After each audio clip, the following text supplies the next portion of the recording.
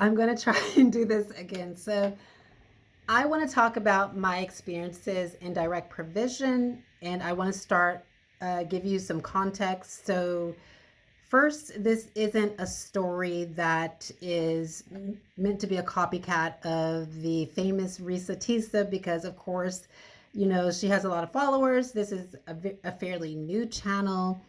And I am just talking about my experiences. It's not intended to go viral. It's just a cathartic video to explain about things that have happened in my life.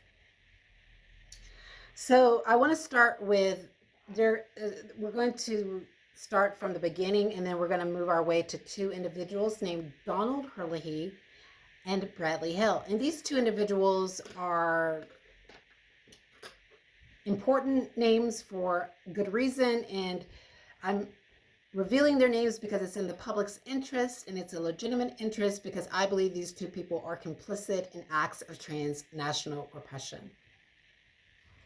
So remember that when I was in Sweden, I was told by reputable and creditable people who were working with international human rights law that there was something going on in the Republic of Ireland, that there was a practice and asylum seekers were being ill-treated. Now, they didn't know exactly what this practice was called, and of course I didn't say, what is this called, like what's happening? I just thought that maybe like they were deporting asylum seekers and not hearing their claims out fully. And so I didn't think anything of it. And of course, my whole idea, if there was something going on, was that like this could not happen to me because I am, I don't do anything, and I didn't think I would do anything to be encapsulated in such a practice. So when I came to Republic of Ireland, I wasn't really searching for it or looking for it. And when I was placed in the Baleseskin Reception Centre, and for the first month, I think that things went okay. And I think after that, I started to notice that there were some differences, something that was going on in the environment. And it was some ill treatment in the way that some of the men were treating people like me, and other women, and of course the LGBTQ community in direct provision were in that particular place. Now, this is not to say that all men were doing that. This is not to cast aspersions on asylum seekers and to paint them with a broad brush. No, this is just to say exactly what I had observed. And I had befriended someone, I was close friends with a guy who was from the Middle East. And it's not the guy that I talk about in my video. It was a different guy. And he was somebody that was constantly being attacked. He was physically assaulted on one occasion. People were constantly getting into arguments with him. For some reason, people just didn't like him.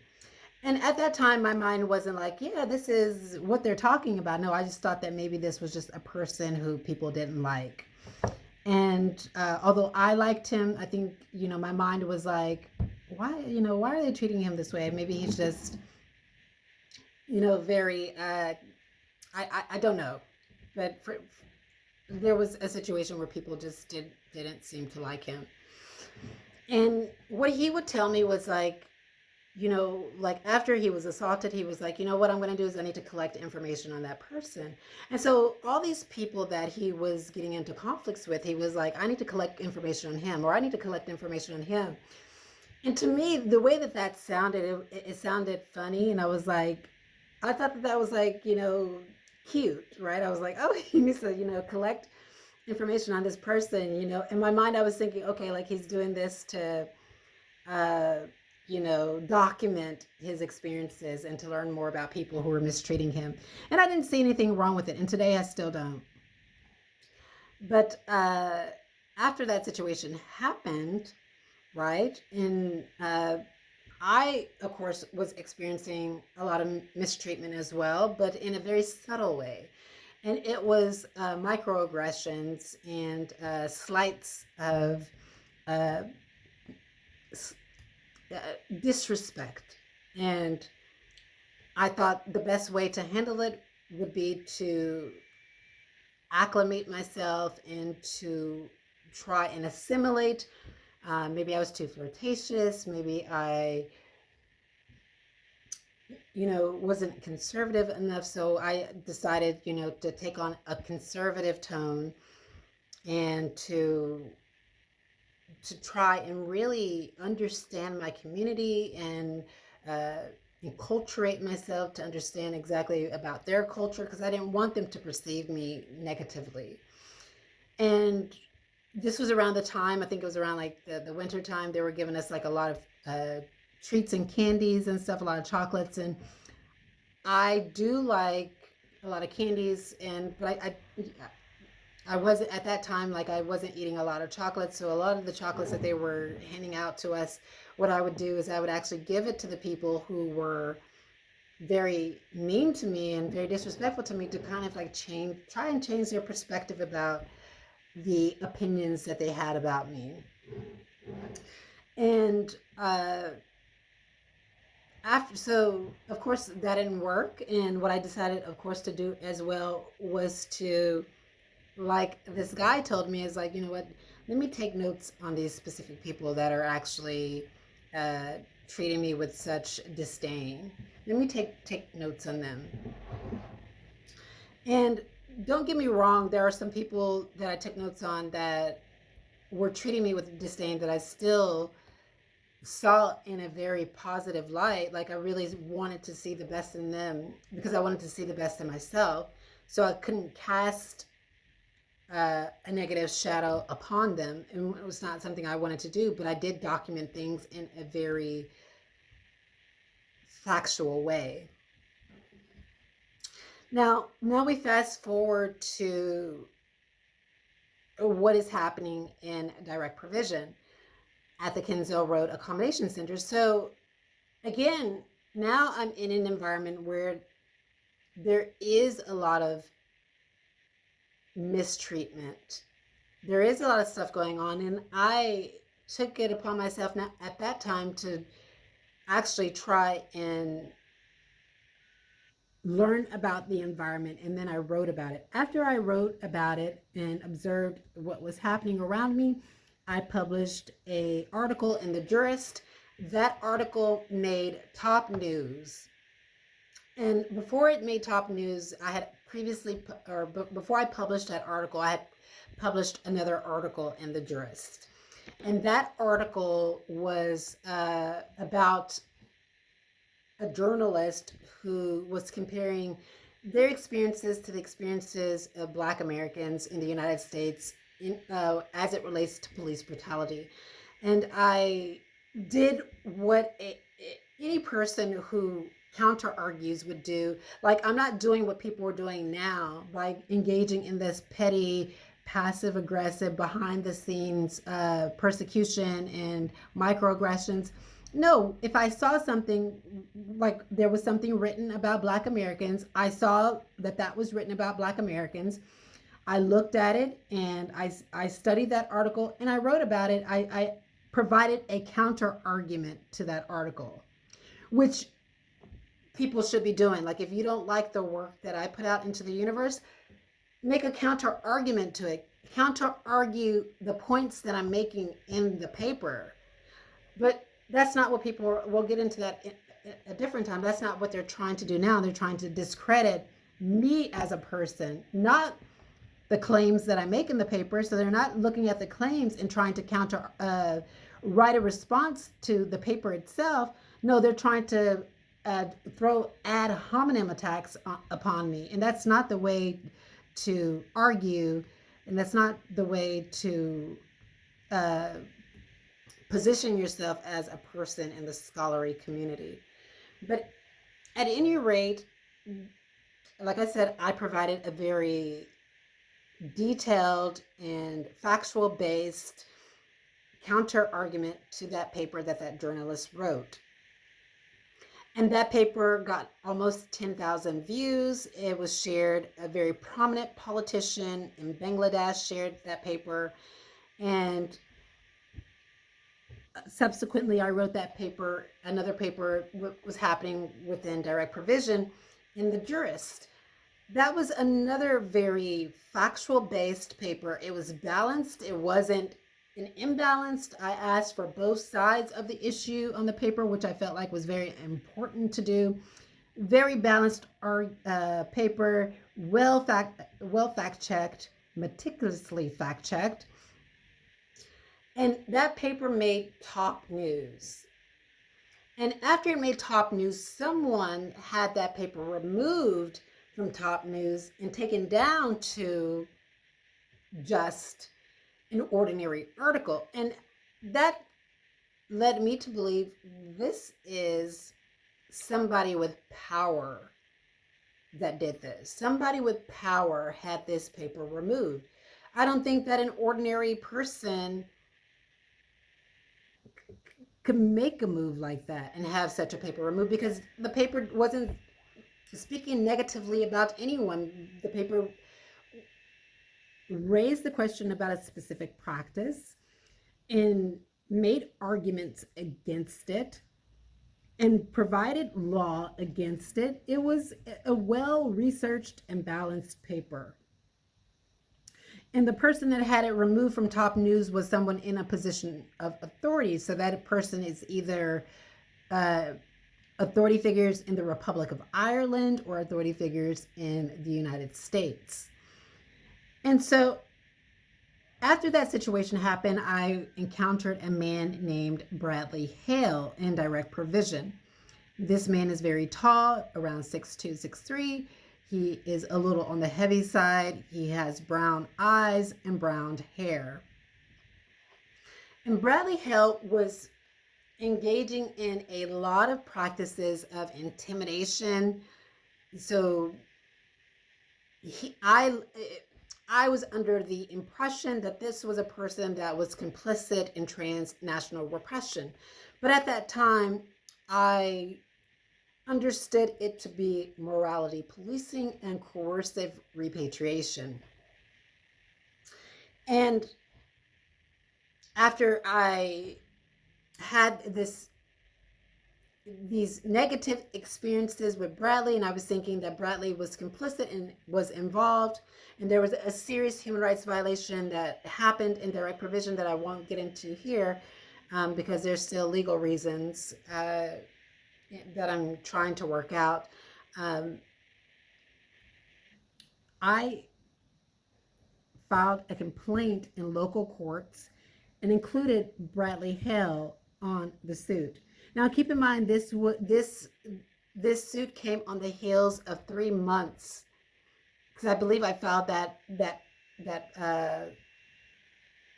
injunction. I filed that injunction in March, I think, and this kind of behavior started in January. And so imagine, between January and March, I'm going through something that is consistent every day, and this person was complicit. And so what I did was I included his name on the complaint and asked the court for an injunction. Of course, there was a very powerful person that was manipulating the case and working behind the scenes, and that case was being postponed and postponed and postponed. Every time that I would actually reach the goalpost and would be at victory, what the authority figure would do was postpone the case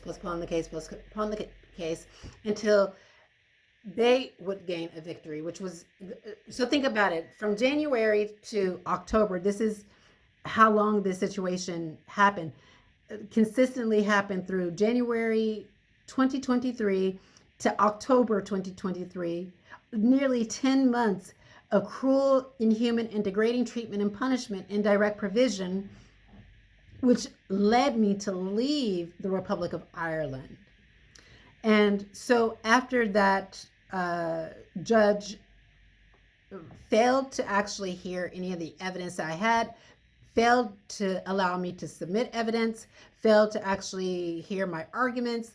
He also failed to transfer the case under the applicable case law to the High Court. He actually failed to issue the appropriate injunction or any injunction at all. After all of that happened, I decided that it was too unsafe to live in the Republic of Ireland, and I decided to leave. But before I left, of course, Bradley Hale was living in Building 7. And I was living in Building 3, which was a block for families and women, and he was living in Building 7, which was a block for men. And there were two people, a couple that I'll get into next time, but that were living in the same building as me in Building 3. And what happened was authorities, either these two people, Bradley Hale and this woman, remember I didn't explain it, but Bradley Hale came to Kinsale Road Accommodation Center with a older woman.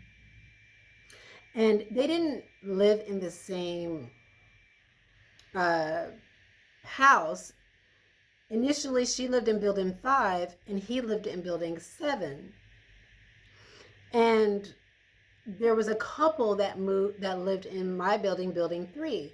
And so what happened was they moved that couple out of Building 3, and the woman moved into that room,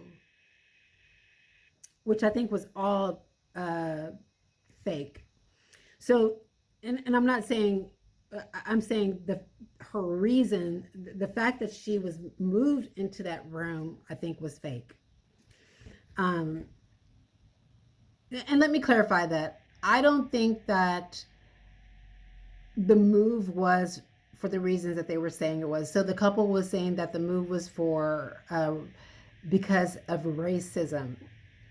But I think that these two people, this couple and these people, were working in concert with each other. So I think that this couple moved out into a nicer place, and this woman and Bradley Hale were actually, what I believe, not asylum seekers, but authority figures that were perpetuating this practice of transnational repression. And so when this couple moved out of the accommodation center, they were put out of the accommodation center, this woman was moved into her room, or that room of the couple.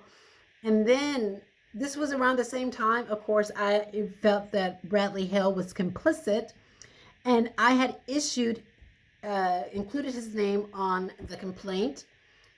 And oddly, Bradley Hale moved into the same space as this woman in Building 3. So you would think, if like we're having problems, and let's just say, for instance, you think that I'm the problem. If you think that I'm the problem, then why did you move him into Building 3?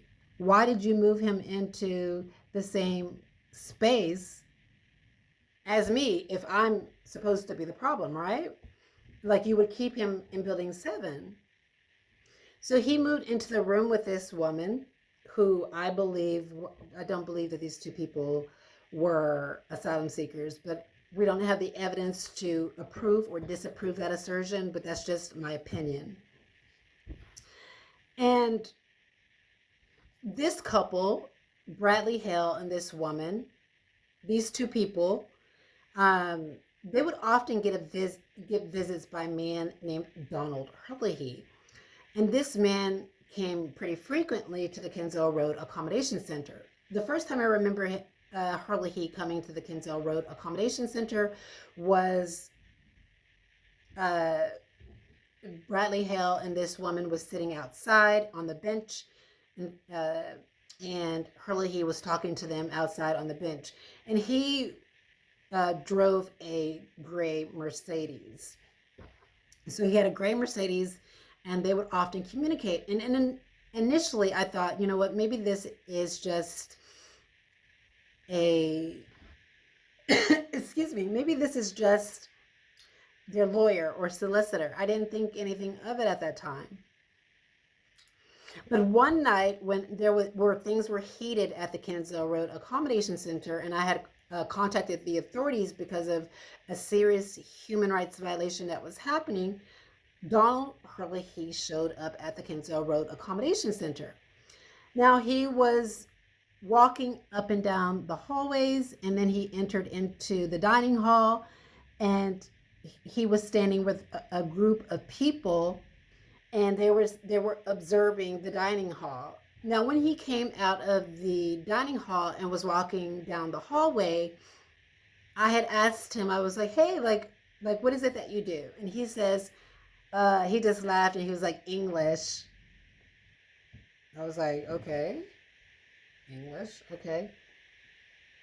So after things started to point to this particular person, what I did was I went and I asked all the teachers there at Kensal Road Accommodation Center. I was like, hey, I'm really interested in maybe teaching English because, of course, I'm American. You know, I was like, I'm really interested in teaching English, and I hear that there is a man who is, you know, teaching these English classes, and I want to like be a part of them. Can you tell me exactly like how I get in contact with them? And they were like, who? There was another man that actually did teach English that was working there. And they were like, who? This person? I was like, no, not that person. Like, and they were like, he's the only person that teaches English. And I was asking this multiple times. And so finally, there was a woman that would show up there who was complicit as well, I believe. Her name was, I think, I forget her name, but I'll have to look it up. But anyway, there was this woman, and I had asked her, I was like, what is this man's name that I seen you come here with? Like, what is his name? And she said, oh, you're talking about Donald. And I was like, okay, so Donald. And she's like, and I was like, and she only gave me his first name. So again, I went and I was asking all the teachers. I said, okay, the guy, his name is Donald. And they were like, we still don't know like who you're talking about. We still don't know like who this person is. And I was like, okay, they don't know who he is. So the day that I served Bradley Hale with the complaint, Donal Herlihy appeared again. He appeared on that day.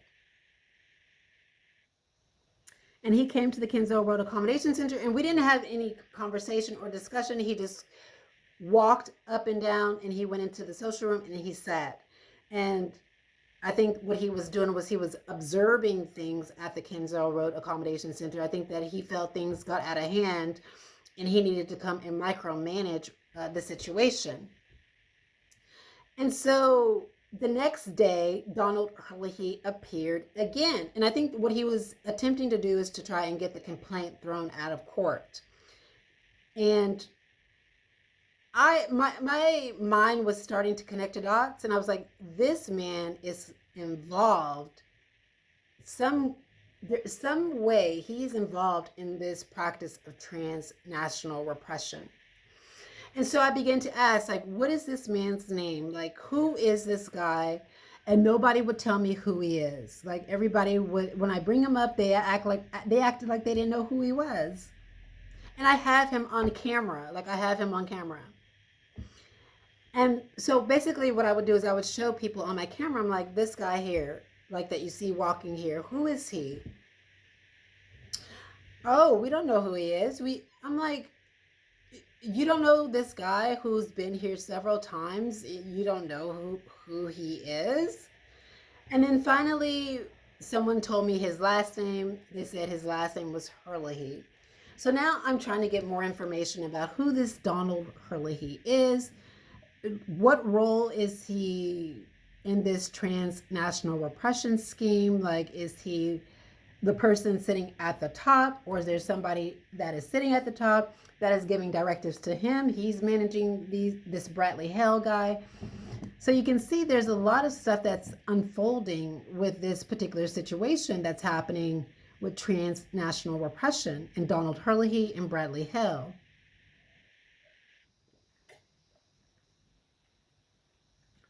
So I filed that complaint again in local courts in Cork. And I believe that there was some political influence in that case because, again, every time I was at victory and about to reach the goalpost and get the injunction, somebody was having that case adjourned and adjourned and adjourned and adjourned. And for no apparent reason. And so think about it, from January to October, I'm experiencing a lot of cruel, inhuman, and degrading treatment and punishment. Now, you're probably like, well, where's the evidence? Well, I have the evidence, but I'm not uploading that evidence because I'm waiting for the right moment and for people to take me seriously. And I'm looking to connect with someone. And if they take my case on, they will have an opportunity to view all that evidence. But at any rate, from January to October, I was experiencing something very extreme in direct provision. And then I had the courts reject my injunction or reject my application for an injunction to mitigate the circumstances there. And after they did that, I decided, you know what, this is a very unsafe situation. I don't know if this is the United States that's involved with this or if this is the Republic of Ireland, but this is violation of the convention. It's an Article 3, Article 8 violation, and I need to remove myself from this situation. So that same day that judge was influenced by that person in power and decided not to issue an injunction, I decided to leave the Kinsale Road Accommodation Center. I could no longer live there and under those conditions.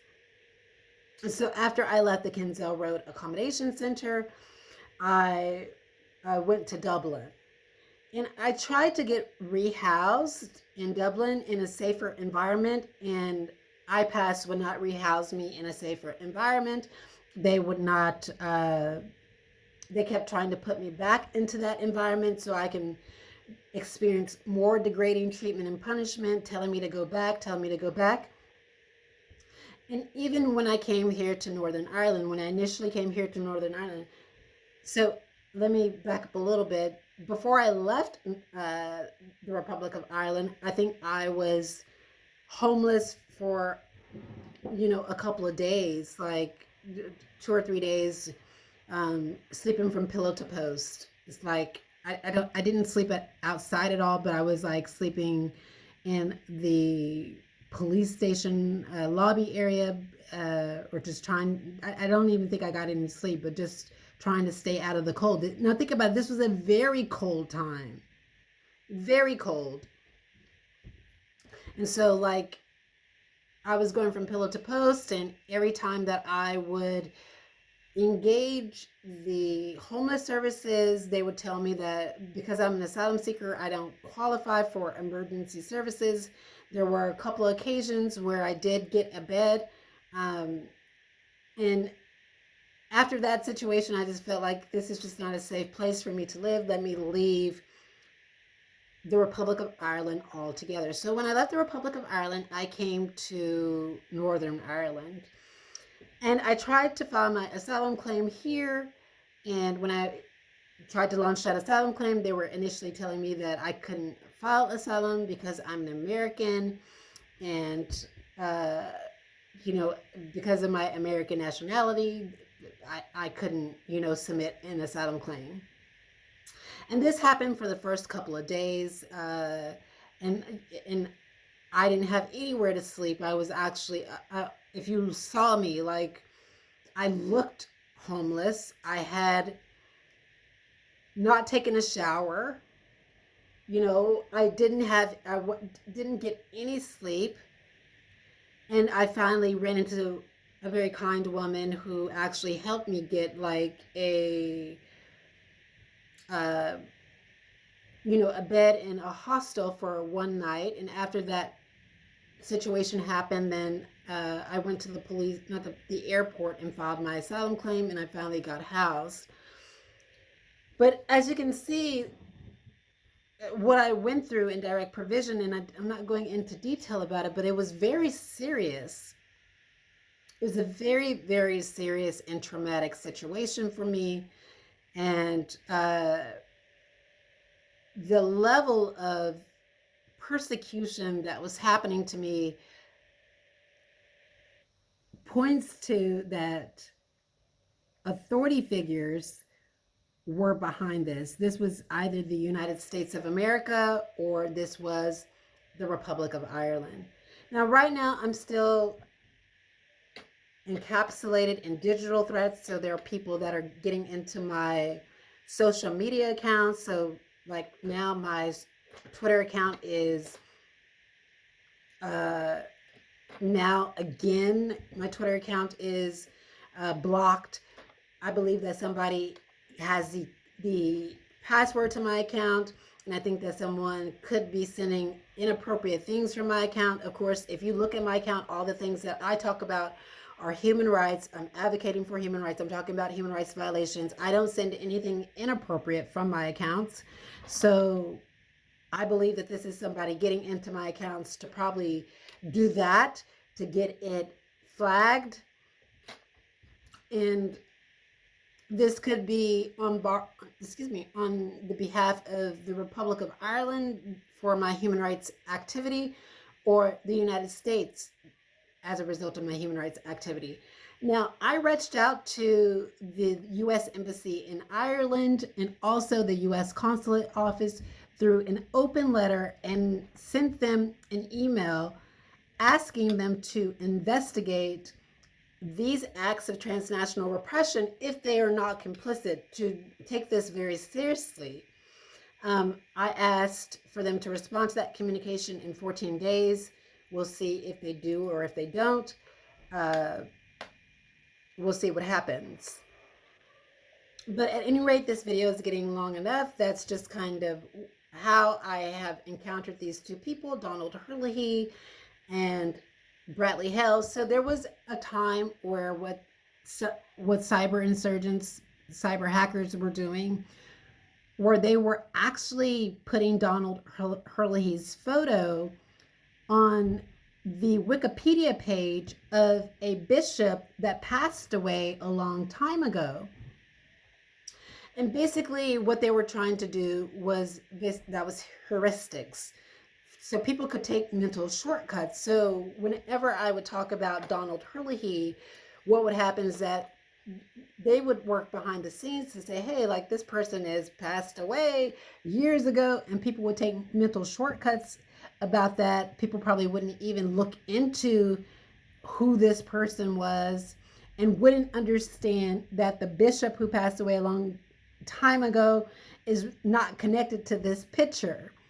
You know, because there are some people that are easily influenced, impressionable, and can be manipulated. And I believe that this group of cyber insurgents were doing that because they were able to manipulate this group of people who they would introduce to, of course, my communication, my videos about this particular man, and to try and sow doubt in other people's mind that this was a very living person. But again, that doesn't disturb me because I have this person on video on multiple occasions. But anyway, I am going to end this video and upload it. We'll talk to you soon. Bye-bye.